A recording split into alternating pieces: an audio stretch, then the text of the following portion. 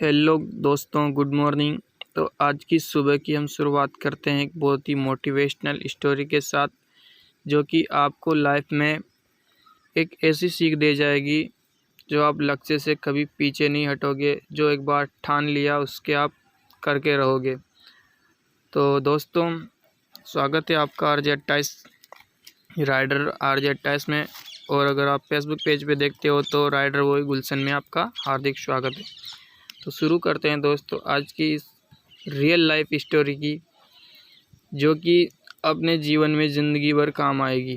तो अगर आप इस स्टोरी को पूरा सुनोगे, ध्यान से सुनोगे, तो आपको लाइफ में बहुत ही ज़्यादा मोटिवेशन और सक्सेस होने में हेल्प मिलेगी।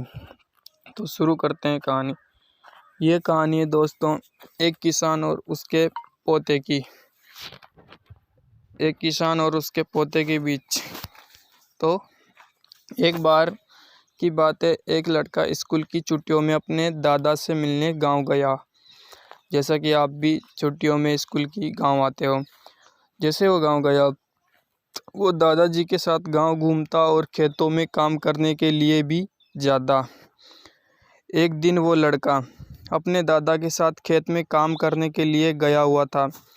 तो दादा ने उससे शर्त लगाई कि चलो देखते हैं कि खेत की ज़मीन को फसल की बुआई के लिए कौन पहले तैयार करता है। पहले के टाइम पे ना ट्रैक्टर हुए करते थे, तो खुद ही ज़मीन को तैयार करना पड़ता था। तो दादाजी ने उसके पोते शर्त लगाई कि देखते हैं कि पहले खेत की ज़मीन को बुआई के लिए कौन तैयार करता है।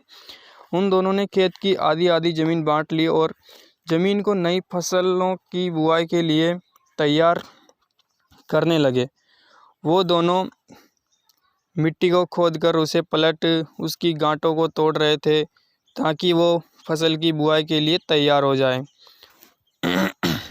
दादाजी, जिनकी उम्र 65 की थी, और वो बिना रुके बिना शिकायत के काम कर रहे थे अपना। लेकिन जिस लड़का जो उनका पोता था, उसकी उम्र थी 17 साल। वो अपने काम में बहुत बार शिकायत कर रहा था। वो एक बार रुक कर आराम कर रहा था, फिर रुक जाता था, फिर आराम करता था और कह रहा था कि काम कितना मुश्किल है। लेकिन उसके दादाजी बिना रुके और बिना थके काम कर रहे थे। ये होती है दोस्तों पहले वाले बूढ़े लोगों की ताकत। फिर जब शाम हुई तो लड़का देखता है कि दादाजी ने अपने हिस्से की सारी ज़मीन की बुआई कर ली है और उनके हिस्से की ज़मीन अब फसल की खेती के लिए तैयार है।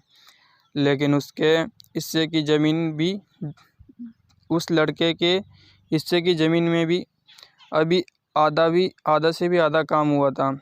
वो लड़का बहुत हैरान होता है कि दादाजी ने इस उम्र में भी इतना ज़्यादा काम करके कैसे कर लिया।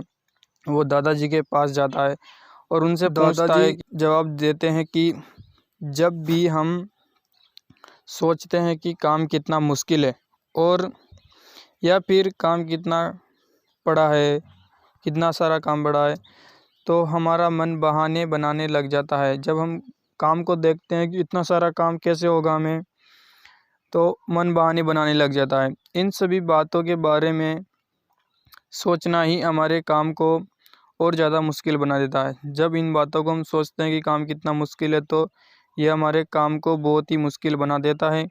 इसलिए समझदारी इसी में है कि हमें अपने तय किए हुए काम के बारे में ज़्यादा नहीं सोचना चाहिए और उस काम को करते रहना चाहिए।